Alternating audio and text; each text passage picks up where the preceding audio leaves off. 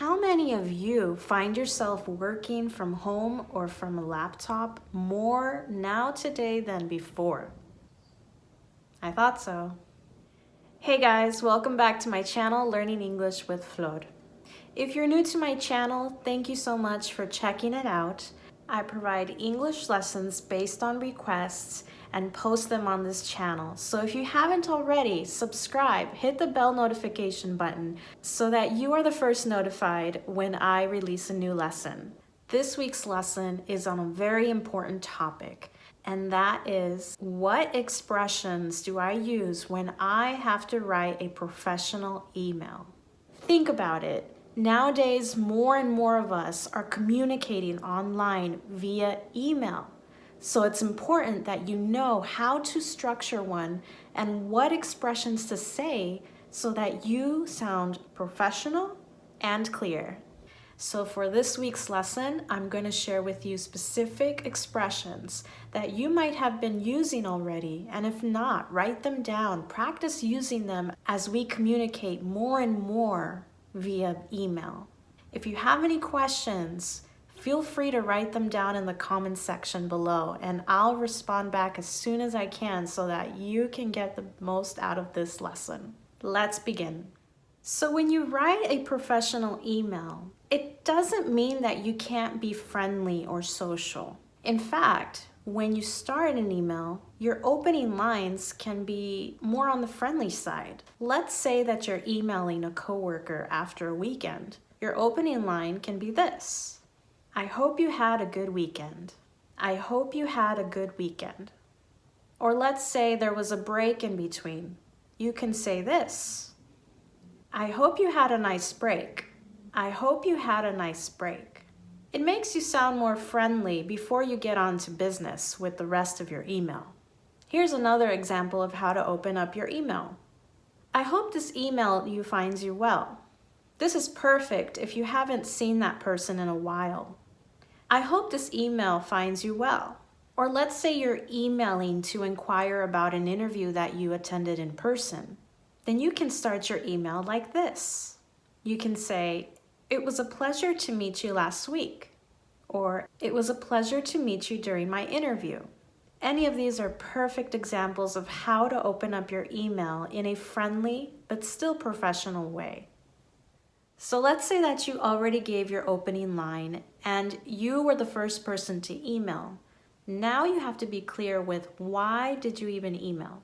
So here are some expressions that you can use when you want to say what you need. The first one is this: I am writing to you about, and you can say, I'm writing to you about our last meeting. I'm writing to you about the concern that you had.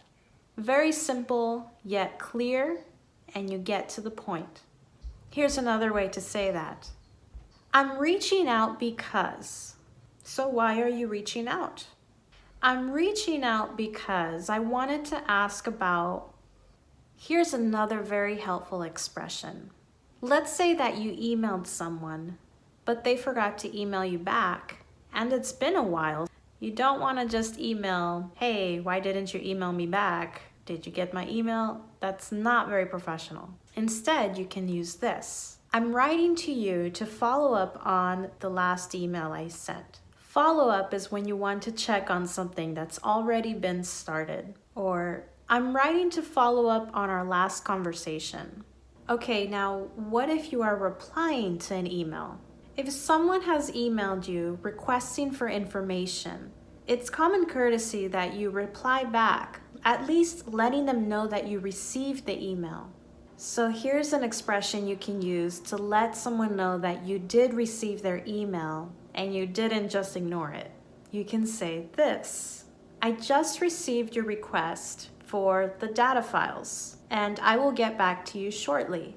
This really helps with communication, so the other person at least knows that you're aware. Or you can use this expression: I just read your email about XYZ. I will get back to you shortly. Another way to let someone know that you received their email, you can reply by giving thanks. So here's an example. Thank you for your email this morning. I will send you the data file right away. Now, if you work in an office setting, then I don't have to remind you how many emails are sent every single day between many different people. So if you've emailed someone and they've responded right away, this is a great way to show appreciation for them responding right away. It's so simple. Take a look. Thanks for your quick reply. Now, I don't know about you, but sometimes, at least for me, I don't always respond quickly. So what do you say if you respond later? Here are some expressions to apologize. The first one is this: sorry for my late reply. You're acknowledging that it took you some time to respond, but now you're responding. Sorry for my late reply. Here's another way to say that. I apologize for the late response. I apologize for the late response. Who knows, maybe you saw the email and you forgot about it because there were so many other emails. It's okay, but apologizing is a good way to start your email. Here's another way. Sorry, it took me so long to get back to you. So your email could have something like this. Sorry, it took me so long to get back to you, but here are the attachments that you requested. Or, but here is the information that you were asking about. Who knows, maybe you saw the email, but you had 20 other things to do at one time. It's okay, but here are expressions to help you apologize and acknowledge that before you send your response.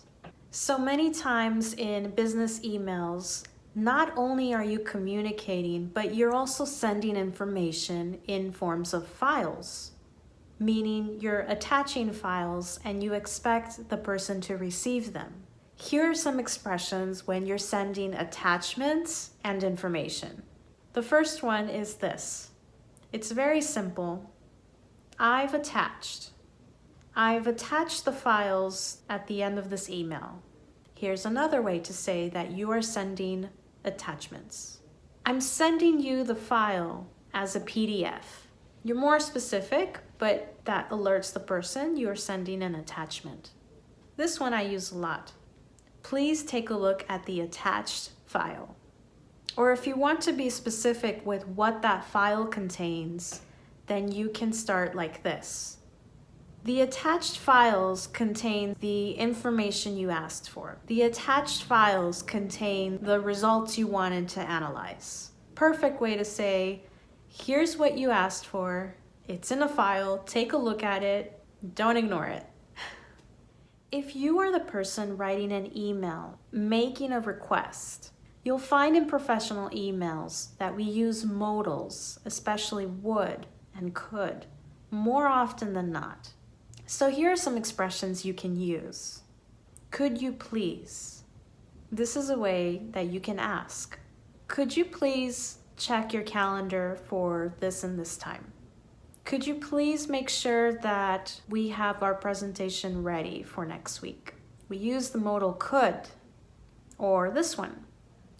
I'd really appreciate it if you could let me know when the next event will be. Or this one.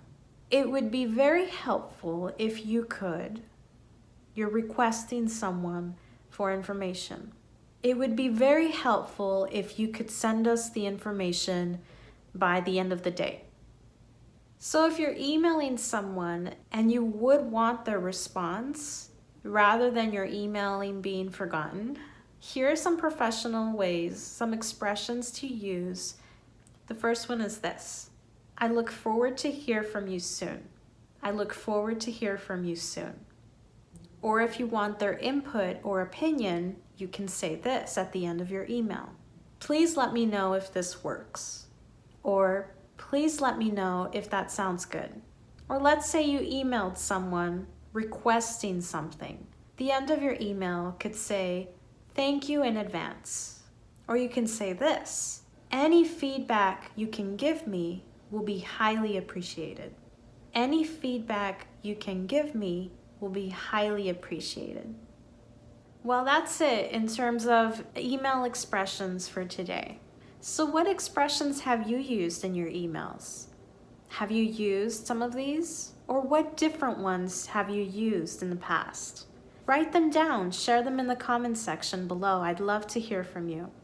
To help support my channel, please remember you can press like and you can subscribe if you haven't already with that notification bell so that you get the next lesson right away when it's out.